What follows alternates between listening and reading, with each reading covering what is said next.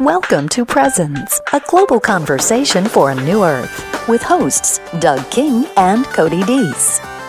Thank you. Great to be back again as we finish up this month of February. And Cody, it looks like the weather is warming up. It looks like it gets light a little bit earlier here, and it stays light a little bit later. And for guys like you that are out there hitting the asphalt and that like to run, you got to be getting excited about what's happening in Mother Nature around here in ATL. Well, I do have a race coming up, another marathon. This will be my second one. So the end of April. Awesome. So I'm entering into, anyone that's ever trained for a marathon knows I'm entering into the intense training process. So like about a month before is when you start really trying to stretch out your runs. Oh, wow. So when you're on the intense, and I don't know because I've never run a marathon, but I'm just curious. So but you were a runner. I did. I ran mainly up to 10Ks. Okay. And that was it. But that's cute. I just curious. Yeah, it is. And you get a T-shirt and all that. You do, yes. And I've got a closet full of them. But in that training for the marathon, so like as you're cutting back, like how many donuts a week would you be eating like right now in the intense part? Yeah, that's a great question, Doug. The problem is I don't ever eat donuts. So there you go. Oh my gosh. That's why I remember now why I don't run marathons. Well, there you go. Now you know.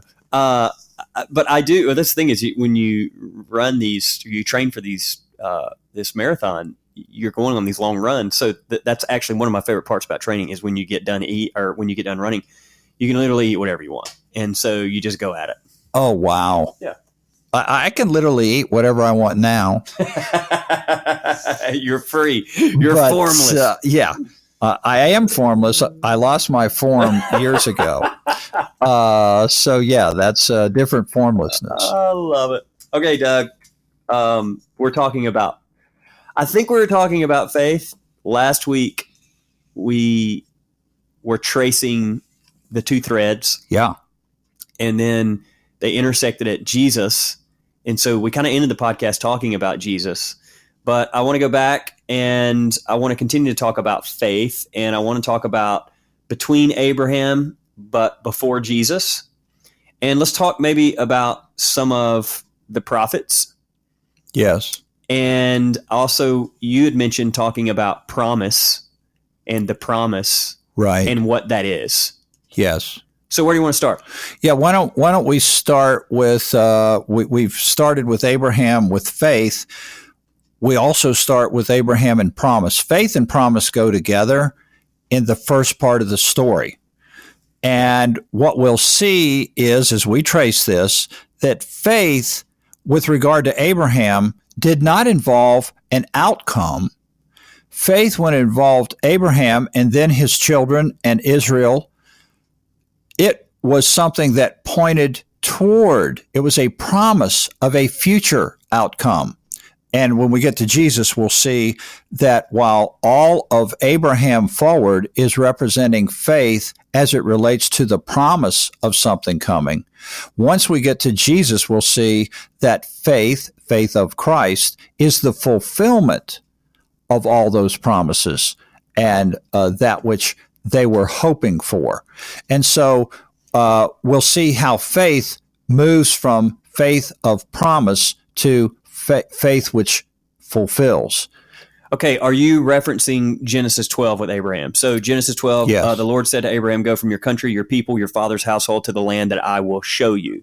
But then, and here, would this be the promise? Verse 2, I will make you into a great nation. I will bless you. I will make your name great, and you will be a blessing. I will bless those who bless you, and whoever curses you, I will curse, and all the people on earth will be blessed through you. So Abraham went as the Lord had told him. There you have outlined our two tiers in spiral dynamics, the two covenants, the two worlds, beautifully. World number one was the promise to Abraham, I will make of you a great nation, singular. This was part of his faith in going out. And I will make of you a great nation, singular, is first tier. It is first covenant. It is the nation of Israel as descendants of Abraham. Abraham, Isaac, and Jacob. So Jacob is the grandson of Abraham. His name is changed to Israel. He has 12 sons that become 12 tribes. That's the first part of the promise. Second tier, or the second realm, new heaven and earth, or the new covenant, is the promise, through you, Father Abraham, I will bless all the nations. The trajectory moves from nation singular to second tier, through you I will bless all the nations. And this is why Abrahamic faith and the faith of Israel and some of the prophets that we'll talk about here in a minute was a faith that was pointing toward God as the source of an outcome that would bring about a new covenant, a new Jerusalem, a new heaven and earth, a new creature, a new life, a new creation. All of that would be pointing toward God as the source of that second tier outcome. And it moves from the particularistic to the universal. The particularistic is the first part you read, which is, I will make of you a great nation. The universal is, through you, Father Abraham, I will bless all nations of the earth. So in the very genesis of the story, you have a God who is saying, I am the one who determines the outcomes of the global human family, not just the genealogical family that you will have, Abraham, but I will determine the outcome of the entirety of the global human family. And that's a two-tier promise. You already see, just in that thought process, the trajectory of evolution from an ethnocentric, tribal Abraham to a world-centric or even a universal-centric mindset. From this particular tribe to all peoples on the earth will be blessed through you. That's beautiful. And think about how that resonates with what we know from evolution in biology, and that is that everything has evolved from the simple one cell, two cell, etc., to all the way up to that which is the most complex. In other words, whether it's the evolution of biological species on the planet, or whether we're talking about the story of Abraham's faith, you move from the simple to the more complex. And you have greater and greater complexity that's happening from nation to all nations, from a few cells that are swimming around in the salt water all the way up to the complexity of a human being. And so you're moving in the same trajectory, no matter where you look. That's the nature of nature. It's the nature of my God image. It's the nature of biology. It's the nature of the universe. All these things, quote, integrate, because they're all a reflection of that which is the creator of all. And so, to me, that's where, again, the Venn diagram idea that we put up so often is actually presented at the very beginning of the story. And you begin to see that, oh, yeah, there's a two-tier aspect to this promise to Father Abraham. So everything that happens with Abraham, everything that happens with Moses and with the children of Israel is going to be related to the first tier, which is the tier of promise. All of their faith was tied to promise.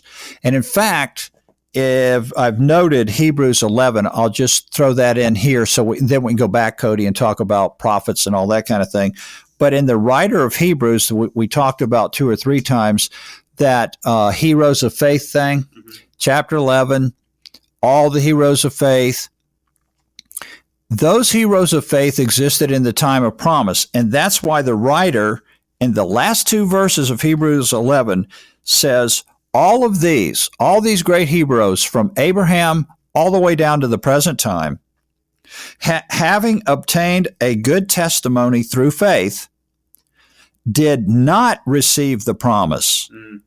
God, having provided something better for us, that they should not be made perfect apart from us.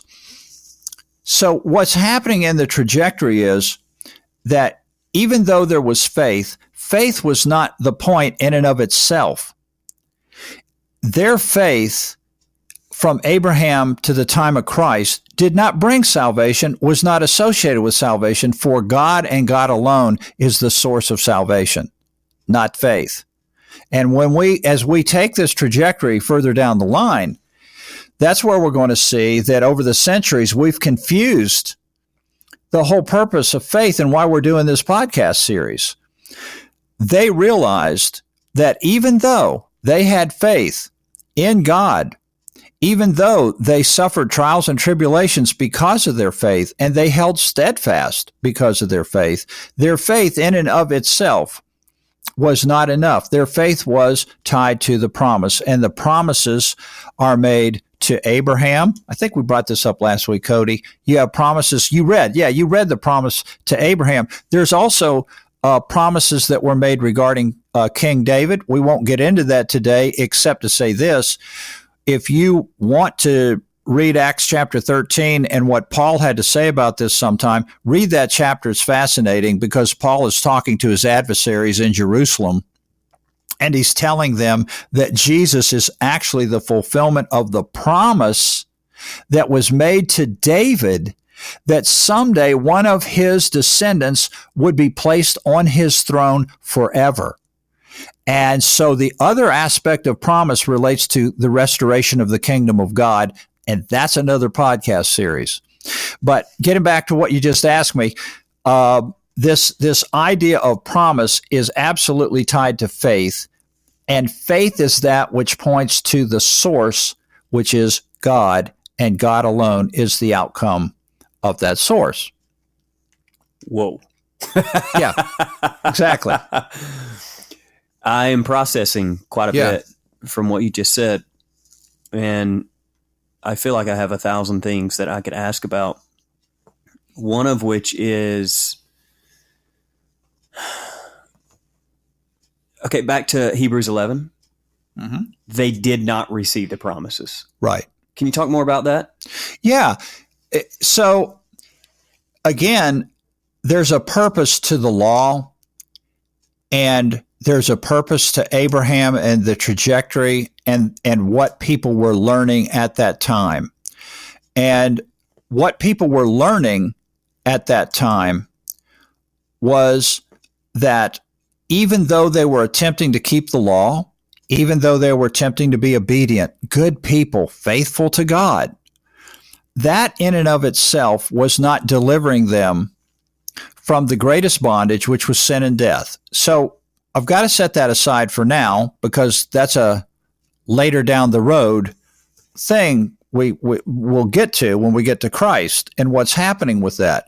So you've got this promise that, number one, Abraham is going to be the one through whom all the nations are blessed. Well, at the time of Israel, it was just simply about Israel learning about God and her relationship to God. That wasn't the time to talk about all nations. This is why Israel had so many problems with the Samaritans, had so many problems with Gentiles in general. There wasn't any association to speak of, and they were always seen as a strange and a peculiar people.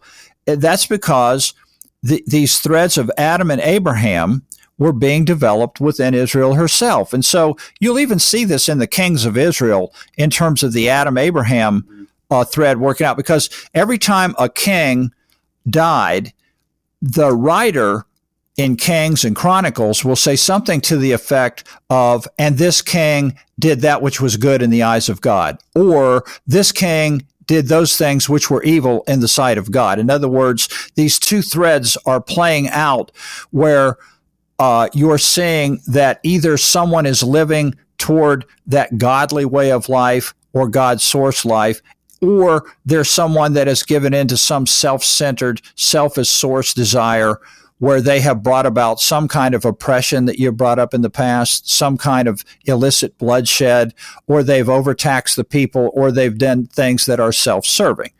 And so you're always seeing those two threads play out, and people have to experience this, had to experience that in history, just like I look at the history of my life, Cody.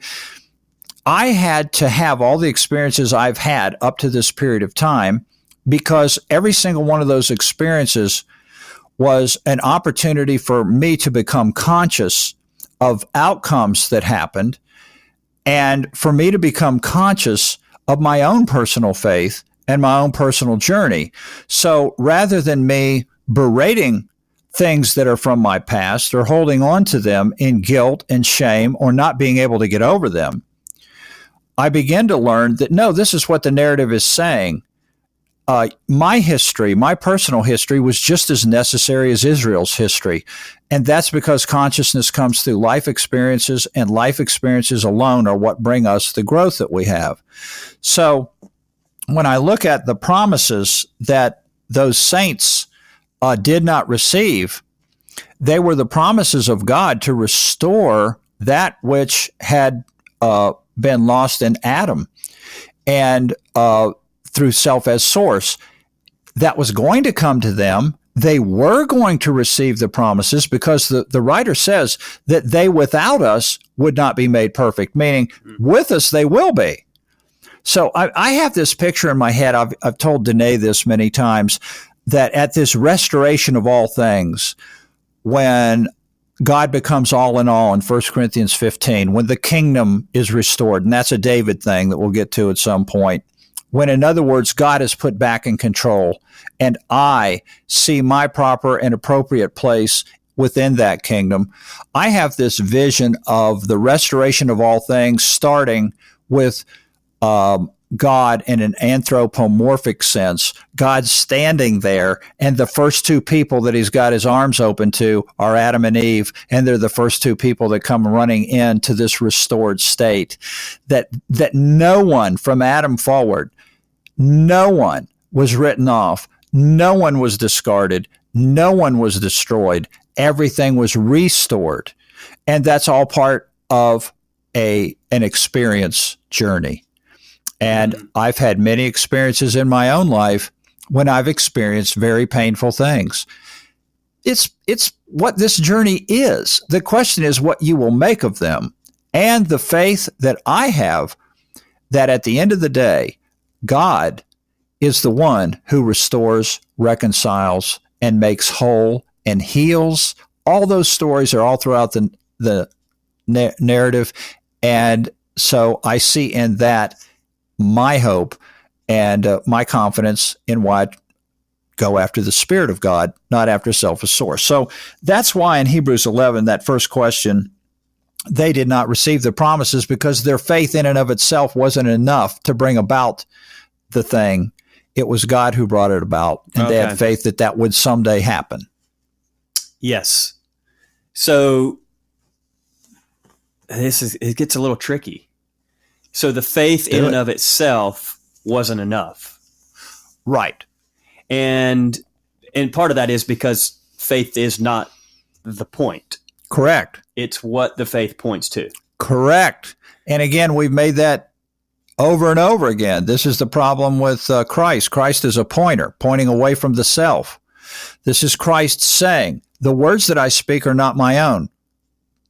Oh, he's pointing away from the self. I can do nothing of myself. How much more clearly can Jesus teach me about outcomes than for me to know that I personally can do nothing of myself?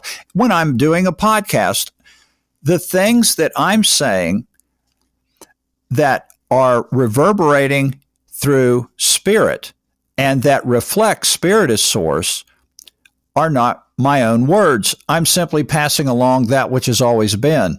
And so it has nothing to do with myself. I'm not a great podcaster in that sense. I do not identify as one who has great podcasting success. It has nothing to do with me in that sense. So, yeah, all of those things to me are continually reinforcing this differentiation. Well, I was thinking about Zen Buddhism, the finger that points to the moon. Sure.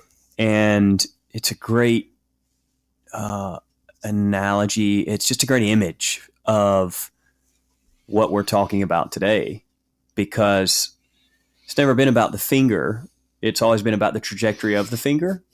Yeah. And never mistake the finger for the moon is what the Buddhists say. Yes. But what has transpired, I wonder, oftentimes, even in my own life, is I have attached to the finger. Sure. And I have made that the point. Yes. So think about faith, and faith is pointing to something. Yes. And how many of us have attached to this finger. And it's why the Buddhists go on to say, they talk about chopping off the finger. Right. Because we've made an idol out of this. Yeah. I was even thinking about what you just said about Jesus. That's and even that, there's so many streams within the history of humanity about how people approach this Jesus who also points outside of himself. Yes. And now we have an entire world religion called Christianity that says, well, Jesus is God. Yeah. And again, are we attaching to the finger and missing the point of the finger, which is pointing outside of itself? Absolutely. And as we get down toward the later stages of this podcast series, that's exactly the conversation we're going to be having, right? So how is this playing out? How has it played out? And how might we see this story in a very different light? And that includes reframing our own faith, because when we get to the end of the story, we will reframe. I will give examples. You will give examples of how we've reframed our understanding of this faith that's part of our discussion. So, it has everything to do with it, and why there are tens of thousands of denominations out there. When something is made a requirement, the word that reverberates is requirement, because that word requirement is always used in the narrative with regard to the requirements of the law. Paul and other writers talk about the requirements of the law. When you make faith a requirement, you've moved right back into law.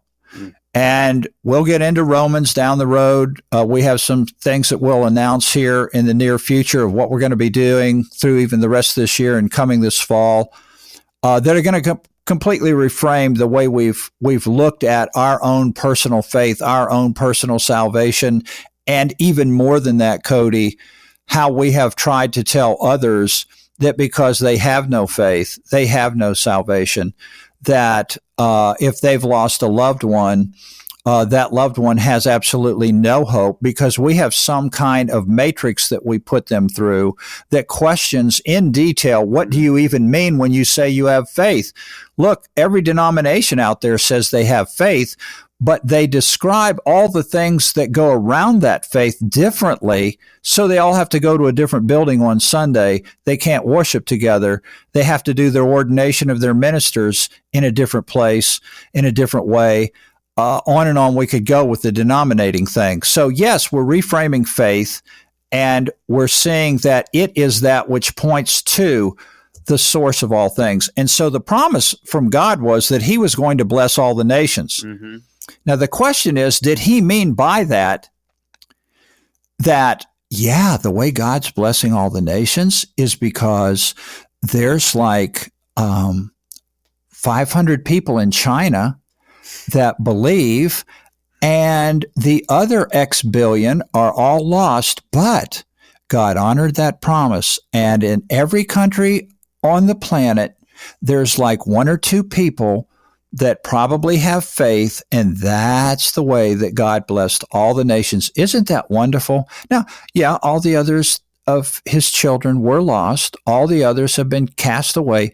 But thank goodness, I have faith, and my faith, my personal faith, is the source of my salvation. That's what we're really getting down into. It gets a little hairy, doesn't it? I've been letting you just preach. I love it. I have been. Okay. I've been preaching. No, I love it. You can do the contribution now. No, I think it's great. So just to recap, because we got a couple minutes left, we started out talking about faith and promise, and immediately in the narrative, you find Abraham, who steps out in faith, but there is a promise for him. this promise moves from ethnocentric to world-centric really fast. It's full inclusion at its finest. All people, which I love that all throughout the narrative. If you just trace the word all throughout the narrative, you have them, my friends, embraced an integral perspective. But what's interesting about it is that's like a first tier promise. Fast forward to where we are now, what you have are a group of people that are still holding out for a promise. Yes. And this is again where people try to literalize. It's like a very first tier approach to the text. Try to literalize another promise which is yet to come. When the reality is Jesus was speaking of consciousness. Jesus was speaking of the truth of who we are, a promise that has been fulfilled. Absolutely. All the promises were made to the fathers. There were no such thing as Christian promises anywhere in the narrative. That sometimes shocks people, but the fact of the matter is, every time promises are mentioned, they apply to Abraham, Isaac, and Jacob, and David, and those that were called the fathers. Jesus did not come to bring more promise. Jesus came to fulfill all promise.